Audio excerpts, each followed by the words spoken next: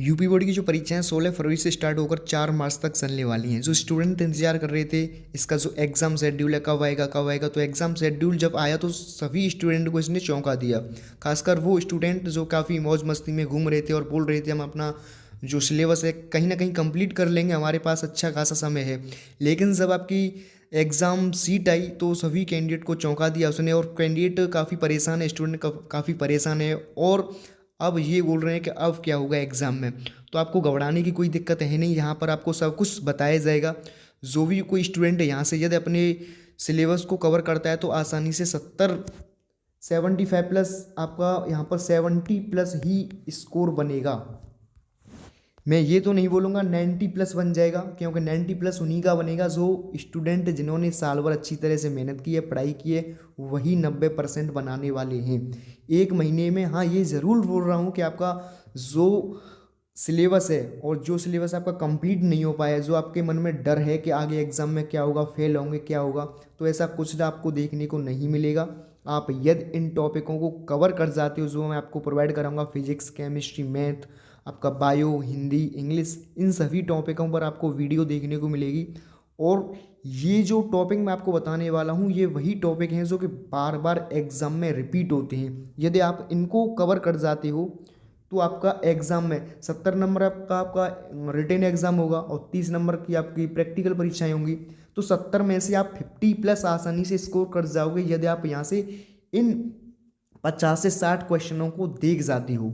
इन सभी क्वेश्चन जो मैं आपको बताऊंगा इसकी डिटेल्ड वीडियो भी आपको देखने को मिलेगी बहुत जल्द, जिसमें आपका जैसे ही मुझे समय मिलता है मैं आपको नेक्स्ट अपडेट दे दूंगा और वीडियो आपको जल्द से जल्द मिल दी जाएगी। फिजिक्स का भी क्लियर करा देंगे आपको, और जो इंपॉर्टेंट फॉर्मूले हैं उन पर भी आपको वीडियो मिल जाएगी। तो समय को ज़्यादा ख़राब ना करती हुए, क्योंकि आपके पास ज़्यादा समय अब बचा नहीं है, क्योंकि आज 15 जनवरी हो चुकी है और 16 फरवरी से आपकी परीक्षा है। जस्ट आपके पास 1 मंथ है और इस एक महीने में आपको अच्छी तरह से पढ़ाई करनी है, जिससे कि आपका जो स्कोर है बूस्टअप हो जाए और आपकी जो परसेंट है काफ़ी अच्छी बन जाए। तो जो फर्स्ट चैप्टर है, फर्स्ट चैप्टर जो आपका आपका सॉलिड स्टेट है, जिसमें संकुलन क्षमता काफ़ी बार एग्जाम में पूछी गई है, एक एक कोष्टिका पूछी गई है और एक एक कोष्टिका के प्रकार पूछे गए हैं। 4 प्रकार के होते हैं, जिसमें आपका एक SCC है, BCC, FCC, ECC। इनकी संकुलन क्षमता आपको एग्जाम में निकालने के लिए बोली जाती है। तो इनकी जो संकुलन क्षमता है वह 3 नंबर में आती ही आती है, किसी एक की आ सकती है। तो इनकी संकुलन क्षमता देख जाएं, मैं बता दूंगा किस तरीके से निकाली जाती है। एक कोष्टिका के घनत्व पर आपको आंकिक प्रश्न देखने को मिल जाएंगे और ठोसों में दोष, जिसमें आपका फ्रैंकल दोष है, रिक्तिका दोष है, शॉर्टकी दोष है। तो ये सभी आपको दोष याद कर कर ले जाने हैं। तो फर्स्ट चैप्टर में से आपको इतने टॉपिक कवर करने हैं। यदि आप इन टॉपिकों को कवर कर जाते हो तो आपके यहाँ से 3 से 4 नंबर अवश्य बन ही जाएंगे। वहीं सेकंड चैप्टर की बात करें जो आपका विलियन है, जिसमें आपका 4 से 5 टॉपिक हैं जो काफ़ी इंपॉर्टेंट हैं। पराशरण दाब पूछा जाता है, आपका एग्जाम में बार बार रिपीट होता है। क्वथनांक में उन्नयन, हिमांक में अवनवन, वाष्पदाब में आपेक्षिक अवनवन, हेनरी का नियम पूछा जाता है और इसके अनुप्रयोग पूछे जाते हैं। और अनुप्रयोग में भी एक ऐसा अनुप्रयोग है कि जो कि बार बार एग्जाम में रिपीट होता है, जिसमें जिस तरीके से पूछा जाता है कि जब कोई गोताखोर समुद्र में जाता है तो उसके सिलेंडर में हीलियम गैस मिलाई जाती है क्यों, इस तरीके से क्वेश्चन आपका पूछा जाता है। तो काफ़ी इंपॉर्टेंट है और 1 नंबर में आपका ये अनुप्रयोग पूछा जाएगा तो आपका 1 नंबर में ही पूछा जाता है। हेनरी का नियम आपका 2 से 3 नंबर में पूछा जाएगा। वहीं आपके आंकिक प्रश्न बनेंगे इससे, जिसमें आपका ये जो 4 हैं, पराशरण दाब जिसमें आपका क्वथनांक में उन्नयन है, हिमांक में अवनमन है, वाष्पदाब में आपेक्षिक अवनमन है। तो इनसे आंकिक प्रश्न भी आपके बनते हैं। तो आंकिक प्रश्न में करा दूंगा किस तरीके से किए जाते हैं और उन्हीं क्वेश्चनों को कराऊंगा जो आपके एग्जाम में देखने को मिलेंगे एज इट इफ। तीसरे नंबर का जो चैप्टर है वैद्युत रसायन, जिसमें आपका डेनियल सेल आप देख जाएं। वही नेल्सन समीकरण एग्जाम में काफ़ी बार पूछा गया है तो काफ़ी इंपॉर्टेंट है। चालकता पूछी जाती है, चालकत्व भी पूछा गया है, संचारण। तो आपको तीसरे नंबर से इतने जो चैप्टर नंबर 3 है इतने टॉपिक कवर करने हैं। वहीं चैप्टर नंबर 4 की बात करें तो चैप्टर नंबर 4 में जिसमें आपका रासायनिक बलगतिकी है, शून्य कोटि की अभिक्रिया और समाकलित समीकरण, प्रथम कोटि की अभिक्रिया और समाकलित वेग समीकरण, अभिक्रिया जो रासायनिक अभिक्रिया उसका जो वेग है वो पूछा जाता है। और ये यदि आपकी नहीं पूछी जाती है तो इनसे न्यूमेरिकल आपको एग्जाम में देखने को ही मिलेगा। मुझसे एक यहाँ से टॉपिक छूट गया था, जो आपका अर्धआयुकाल है वो भी काफ़ी इंपॉर्टेंट है। अर्धआयुकाल और जो आपका वेग स्थिरांक है उसमें संबंध पूछने को दिया जाता है, T½ = 0.693 अपॉन के आपका यहाँ पर वेग स्थिरांक होता है। तो इस तरीके से आपको याद रखना है। तो ये 4 नंबर चैप्टर में से इतने टॉपिक आपको कवर करनी है। चैप्टर नंबर 5 से पृष्ठ रसायन, उत्प्रेरक और इसके प्रकार, द्रव स्नेही और द्रव विरोधी कोलॉइड में कभी कभी अंतर पूछने को देखने को मिल जाता है। और ये जो आपका टिंडल प्रभाव है पूछा जाता है, ब्राउनी गति पूछी जाती है, स्कंदन, इन पैप्टीकरण है, श्वार्ट संख्या है जो गोल्ड नंबर है, वैद्युतकरण संचलन है, हाइडी-सोल्जे का नियम है। इनसे आपको एग्जाम में डेफिनेटली क्वेश्चन देखने को मिलेगा ही मिलेगा। चैप्टर नंबर 6 जो आपका तत्वों के निष्कर्षण के सिद्धांत, जो कोविड-19 की वजह से रिड्यूस कर दिया गया था, जो कि अब तक रिड्यूस ही है। तो इनसे एक भी क्वेश्चन चैप्टर नंबर 6 से आपको देखने को नहीं मिलेगा। वहीं चैप्टर नंबर 7 की बात करें, पी ब्लॉक के तत्व। पी ब्लॉक के तत्व में आपकी हेवर विधि से अमोनिया पूछी जाती है और ओस्टवाल्ड विधि से नाइट्रिक अम्ल पूछा जाता है।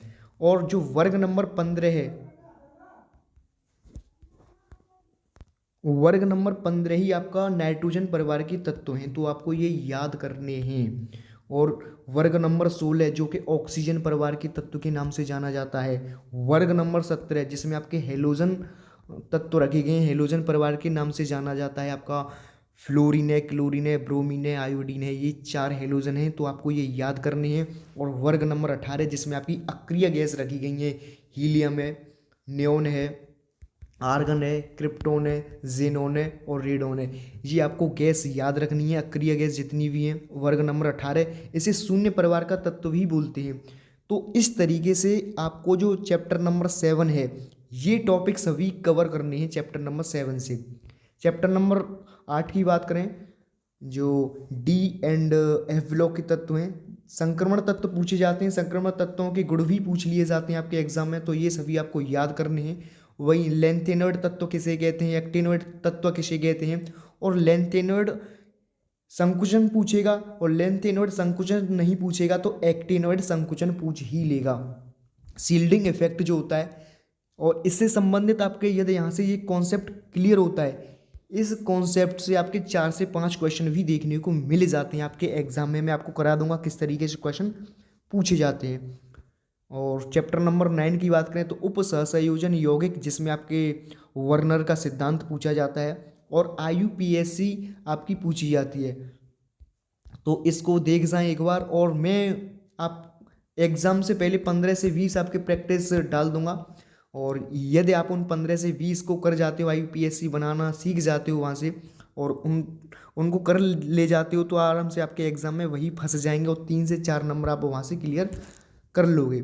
और लिगेंड पूछे जाते हैं, समावयवता में आपकी ज्यामिति समावयवता है, प्रकाशिक समावयवता है, तो ये समावयवता भी पूछी जाती हैं। और जिसमें आपका जो नेक्स्ट है VBT एंड CFT।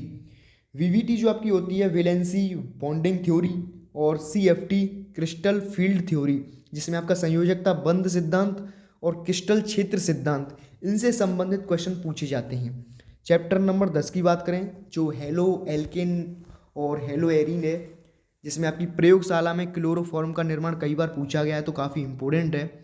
और DDT का निर्माण पूछा जाता है, DDT क्या है, किस तरीके से बनाई जाती है। फ्रेऑन पर टिप्पणी पूछी जाती है, SN1 एंड SN2 अभिक्रिया पूछी जाती हैं, तो काफ़ी इंपॉर्टेंट है। और चैप्टर नंबर 11 से बात करें, जो आपका एल्कोहल, फिनॉल और ईथर है, प्रयोगशाला में डाई एथिल ईथर का निर्माण कई बार पूछा गया है, तो ये देखने को मिल जाता है। एल्कोहल और इसके प्रकार, प्राथमिक एल्कोहल, द्वितीयक एल्कोहल, तृतीयक एल्कोहल पूछी जाती है। और साथ में आपके जो एल्कोहल है उसके परीक्षण भी पूछे जाते हैं। किण्वन पर टिप्पणी देखने को मिल जाती है। सममित और असममित ईथर किसे कहते हैं, तो ईथर जो आपका चैप्टर है, इस चैप्टर में से ईथर के निर्माण है, इसमें नेमिंग रिएक्शन है, जो मैं आपको आगे बताऊंगा किस तरीके से नेमिंग रिएक्शन पूछी जाती हैं।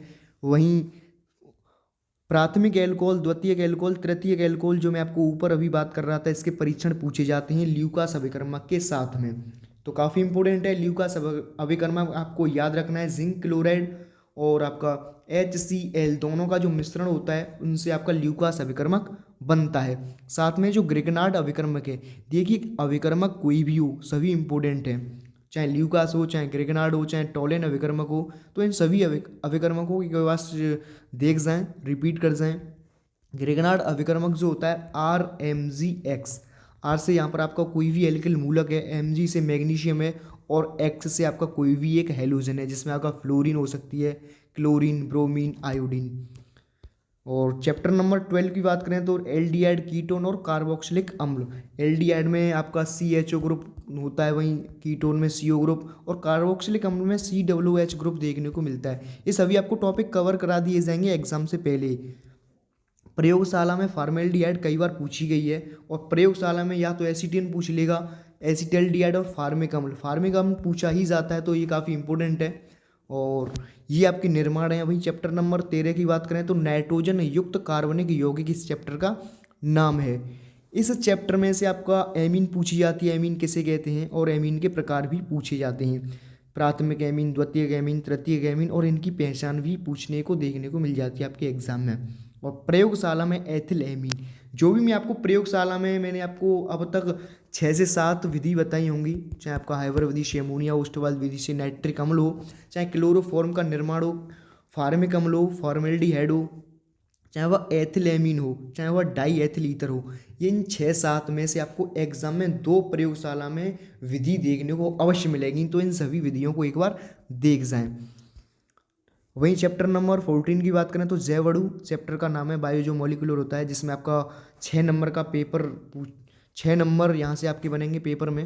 कार्बोहाइड्रेट किसे कहते हैं, ये इस तरीके से क्वेश्चन पूछे जाते हैं। कार्बोहाइड्रेट के प्रकार भी पूछे जाते हैं, जिसमें आपका ग्लूकोज है, फ्रक्टोज है, इन दोनों का निर्माण पूछा जाता है। साथ में जितने भी मैं आपको निर्माण बता रहा हूँ उनकी आपको केमिकल रिएक्शन भी याद करनी है, और उनके उपयोग प्रयोग सब कुछ आपको वहाँ पर याद कर कर ले जाने हैं।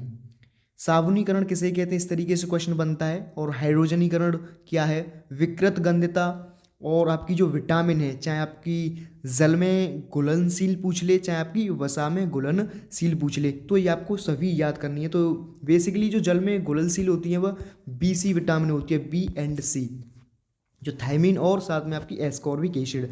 इनके साथ में आपको रासायनिक नाम भी याद करने हैं। जो वसा में घुलनशील विटामिन है वो आपकी A है, और आपकी D है, और E है, और K है। इस तरीके से आपको ये विटामिन सभी याद करनी है। आपका जो A है रेटिनॉल होता है, D कैल्सीफेरॉल, तो इनके आपको नाम भी याद कर कर ले जाने, साथ में इनकी उपयोग और इनकी कमी से कौन कौन से रोग हो जाते हैं, ये सभी आपको याद करना है। इम्पोर्टेंट नेमिंग रिएक्शन है, और ये करीब आपकी 20 रिएक्शन होंगी, और इन 20 रिएक्शन में से आपके 5 नंबर फंसने ही वाले हैं। तो नेमिंग रिएक्शन है जो मैं आपको यहाँ पर बता रहा हूँ, सभी नेमिंग रिएक्शनों को याद कर जाएं। यदि आप एक दिन में एक रिएक्शन भी याद करते हो तो आपके पास अभी 1 महीने का समय है, तो 1 महीने में आराम से आप इसको कवर कर जाएंगे। तो वोल्टर्स अभिक्रिया काफ़ी बार पूछी गई है एग्जाम में, वोल्टर्स फिटिंग अभिक्रिया पूछी गई है, फ्रीडल क्राफ्ट अभिक्रिया भी कई बार एग्जाम में आपकी दी गई है, और हाफमैन ब्रोमाइड अभिक्रिया, परकिन अभिक्रिया है आपकी, और गाटरमान अभिक्रिया है, ये अभिक्रिया पूछी ही जाती है आपके एग्जाम में।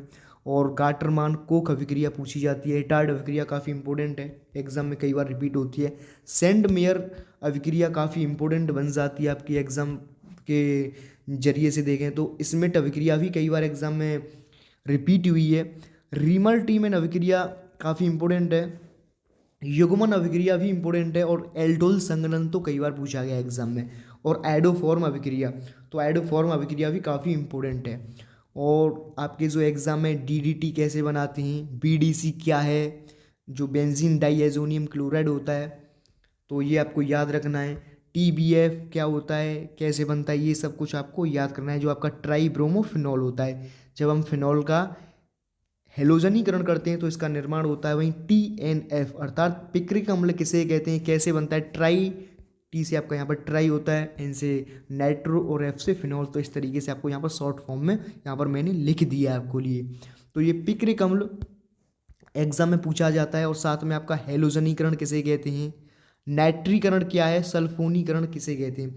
तो ये जो मैंने आपको यहाँ पर अभी जो सर्किल कर दिया इनके ऊपर, हेलोजनीकरण है, नाइट्रीकरण है, सल्फोनीकरण है। तो ये जो जितने भी करण है, इन करणों को आपको याद करना है। जो फिनॉल है, चाहे आपकी क्लोरोफॉर्म है, चाहे आपका ईथर हो, फार्मिक अम्ल हो, फॉर्मेल्डिहाइड हो, एसीटल्डिहाइड हो, एसीटोन हो, यदि इन सभी का हेलोजनीकरण पूछता है तो आपको हेलोजन के साथ रिएक्शन करनी है। नाइट्रीकरण पूछता है तो आपका नाइट्रिक अम्ल के साथ करनी है और सांद्र H2SO4 एसिड की प्रेजेंस में करनी है। तो ये आपको याद रखना है। और सल्फोनीकरण में आपकी सल्फ्यूरिक अम्ल के साथ क्रिया होती है। डाईएजोटीकरण इंपोर्टेंट है। क्लीव मेंशन अपचयन भी एग्जाम में कई बार पूछा गया है। और टोलेन अभिकर्मक की बात करें तो काफ़ी इंपॉर्टेंट है, 1 नंबर में पूछ लिया जाता है आपके डायरेक्टली। टोलेन अभिकर्मक क्या है? तो जो Ag2 होता है, सिल्वर का जो ऑक्साइड होता है, वो टोलेन अभिकर्मक होता है। इसकी जो रिएक्शन है ग्लूकोज और फ्रक्टोज के साथ काफ़ी इंपॉर्टेंट है। इनका ग्लूकोज और फ्रक्टोज के साथ जब परीक्षण करते हैं तो इन्हीं का प्रयोग कर करते हैं, जो रजत दर्पण और क्यूप्रस ऑक्साइड का जो लाल अवक्षेप प्राप्त होता है, इस तरीके से बनाते हैं। फिहलिंग विलियन क्या है? तो फिहलिंग विलियन आपको याद रखना है CuO। और अम्लराज क्या है? तो अम्लराज आपको यहाँ पर याद रखना है। इसका जो फॉर्मूला होता है जिसमें आपकी 3 HCl के अणु होते हैं, आपका Au है, गोल्ड है और प्लेटिनम है। इन दोनों को गलाने में प्रयोग किया जाता है। Au यहाँ पर आपका गोल्ड है 79 और यहाँ पर Pt आपका प्लेटिनम 78। और ल्यूकास अभिकर्मक इंपोर्टेंट है, जो मैं आपको ऊपर ही बता चुका हूँ। जिंक क्लोराइड और हाइड्रोजन क्लोराइड दोनों का जो मिश्रण होता है वह ल्यूकास अभिकर्मक बनता है। ग्रेगनार्ड अभिकर्मक इंपोर्टेंट है, एग्जाम में 1 नंबर में डायरेक्ट पूछ लिया जाता है। तो ग्रेगनार्ड अभिकर्मक जो होता है आपकी आर कोई यहाँ पर एल्किल मूलक हो सकता है CH3 हो, और CH3 नहीं हो तो आपका एथिल हो सकता है, प्रोपिल हो सकता है, C3H7 भी हो सकता है, कुछ भी हो सकता है। तो कोई भी एक एल्किल मूलक और साथ में Mg से आपकी यहाँ पर मैग्नीशियम है और X आपकी यहाँ पर हेलोजन है। तो ये फॉर्मूला आपको याद रखना है। ओजोनीकरण आपको याद करना है। कैनिज़ारो अभिक्रिया कई बार पूछी गई है, कार्बल एमीन अभिक्रिया भी कई बार पूछी गई है। तो ये जो मैंने आपको जितने टॉपिक यहाँ पर बताए हैं, यदि आप इन सभी टॉपिकों को याद कर जाते हैं तो आपके यहाँ पर 50+ नंबर ही बनेंगे। ये मैं आपसे श्योर बता रहा हूँ, 70 की गारंटी नहीं लेता हूँ, लेकिन आपके यहाँ पर 50+ यानी 50 से नंबर कम नहीं आने वाले हैं। तो इन टॉपिकों को देख जाएं, और ज़्यादा टॉपिक है नहीं। और जो भी स्टूडेंट इन सभी टॉपिकों पर डिटेल्ड एक्सप्लेनेशन चाहता है तो कमेंट में आकर बोल सकता है, मैं उसके लिए प्रोवाइड करा दूंगा। तो फिलहाल आपको इतना ही बताना था, और आपके पास समय इतना है नहीं, तो आप अपनी अच्छी तरह से तैयारी करें। सभी कैंडिडेट जो जितने भी स्टूडेंट हैं अपने नेक्स्ट अपकमिंग मंथ में एग्ज़ाम देने वाले हैं, तो उन सभी के लिए बेस्ट ऑफ लक। अपना अच्छा से अच्छा स्कोर करें, अच्छी से अच्छी मेहनत करें। और जो भी मैंने आपको यहाँ पर टॉपिक बताए हैं उन सभी टॉपिकों पर आपको वीडियो देखने को मिल जाएगी। आपके लिए एक से दो वीडियो मिलेंगी जिसमें आपका सभी ये सिलेबस कंप्लीट करा दिया जाएगा। यदि आप उन वीडियो को देख जाते हो तो आपका आसानी से ये सभी टॉपिक कवर हो जाएंगे, जो कि आपकी एक मैराथन चलाएंगे 4 से 5 घंटे की। उस 4 से 5 घंटे की मैराथन में ये सभी टॉपिक क्लियर करा दिए जाएंगे।